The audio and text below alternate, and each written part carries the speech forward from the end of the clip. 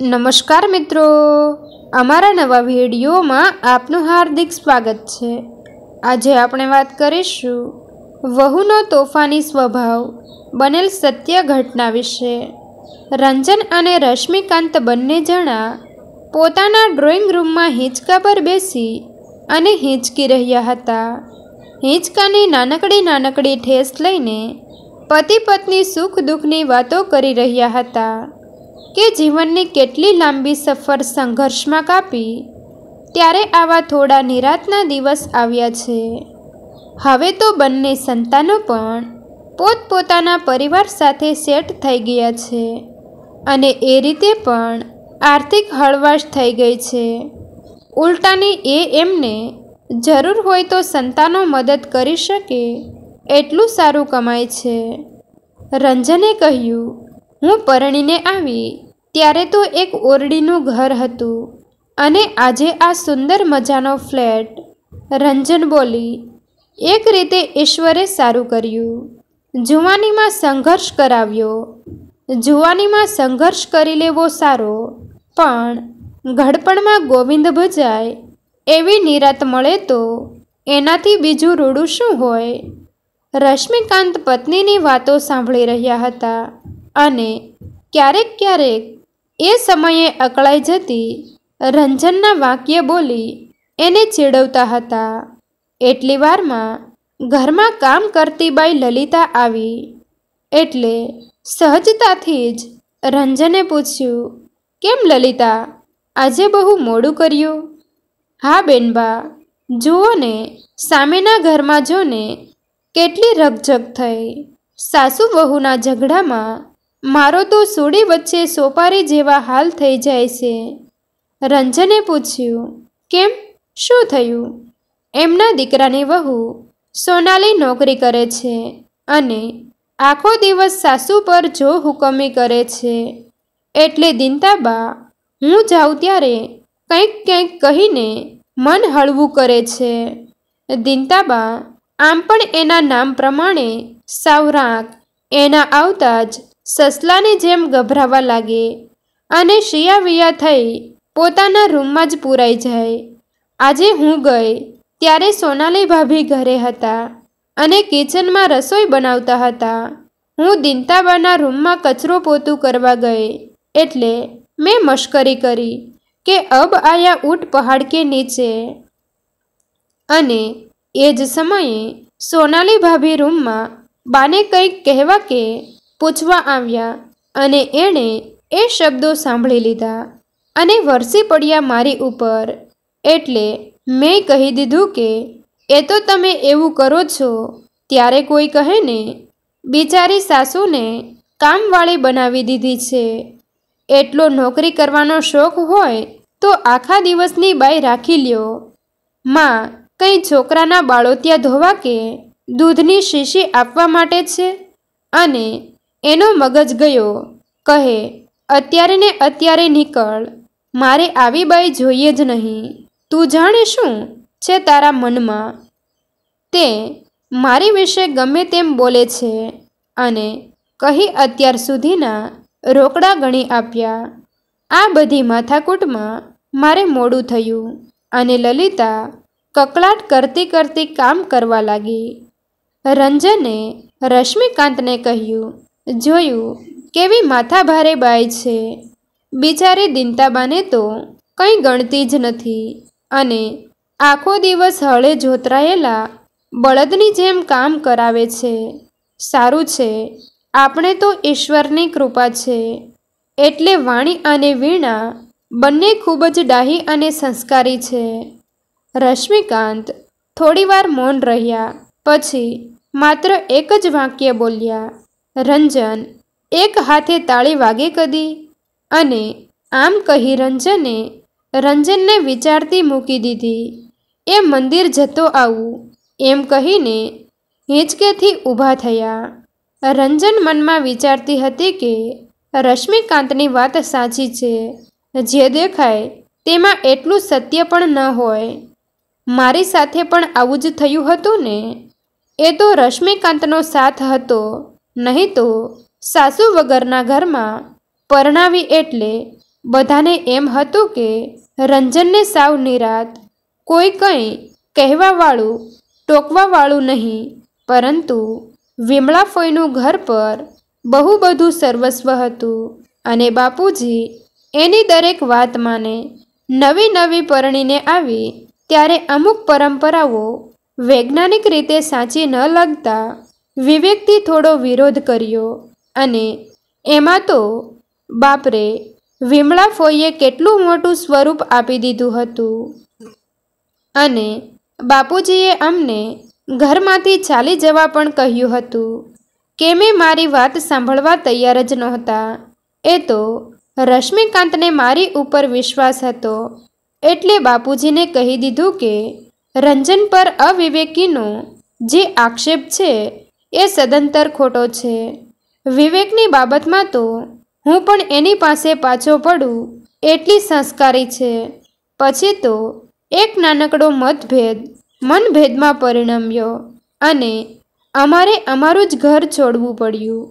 પછી તો 10 વર્ષે જ્યારે બાપુજી અત્યંત બીમાર થઈ ગયા ત્યારે મેં જ એને કહ્યું એટલે તેડી આવ્યા અને ખૂબ સેવા ચાકરી કરી, પણ આયુષ્ય ખૂટ્યું હશે એટલે સાજા ન થયા.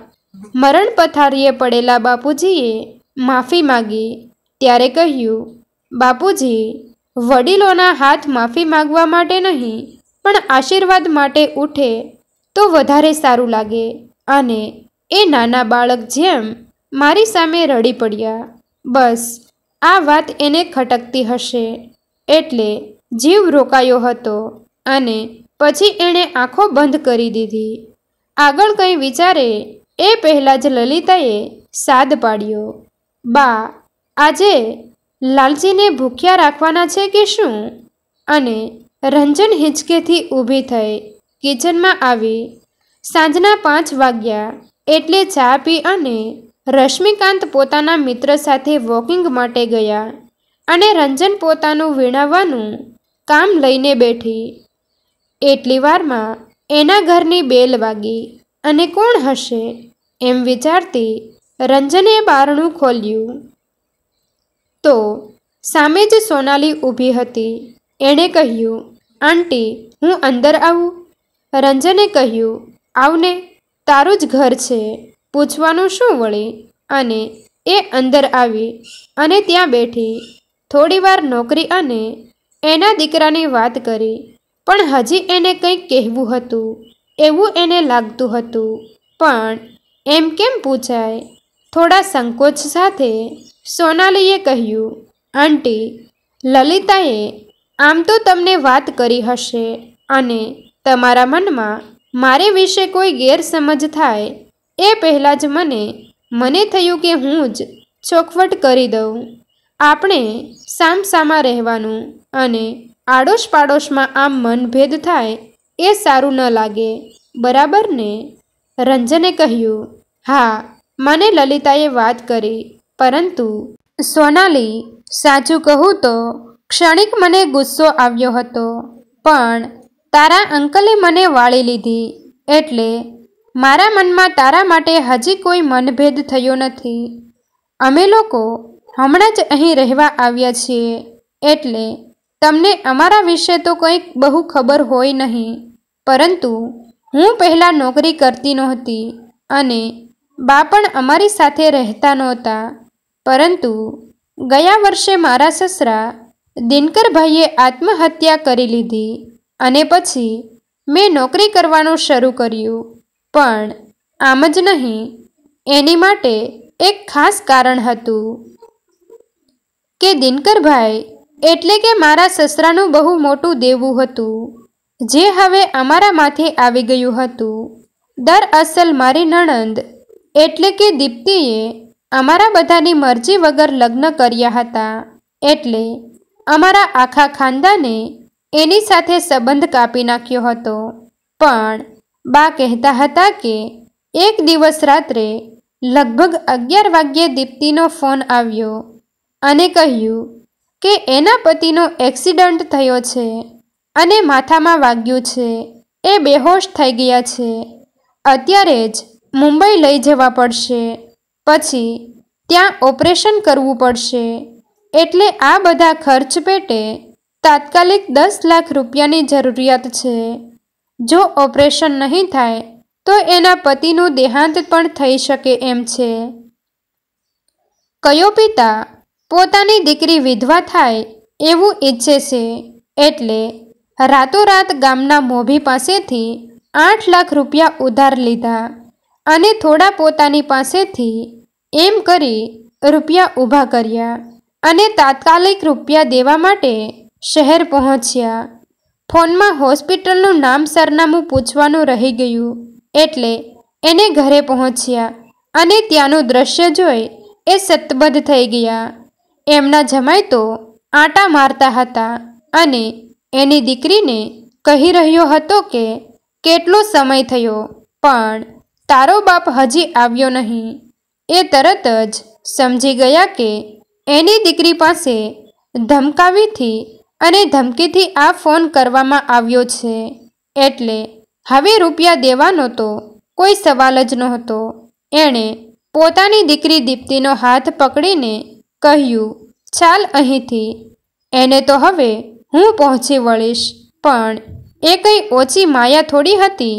એણે પિસ્તોલ કાઢીને હવામાં ફાયર કર્યું અને રૂપિયા એઠાવી લીધા.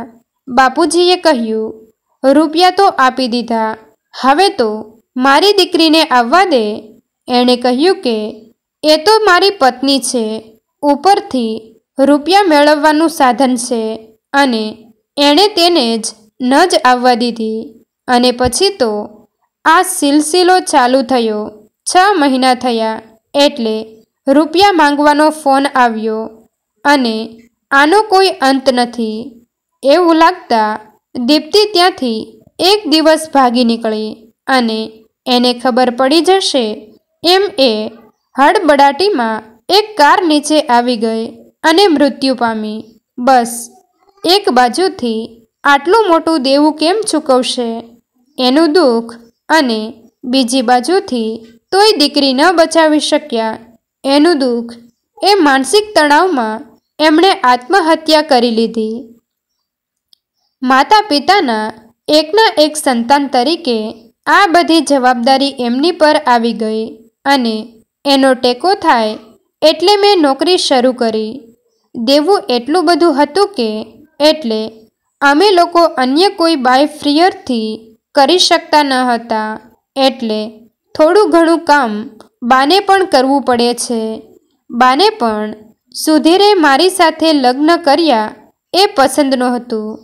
એને એમ થતું હતું કે મારે કારણે એ એમને છોડી શહેરમાં આવી ગયા અને આ દાજ ઉતારવા એ ગમે તેને મારે વિશે ઘસાતું બોલે છે.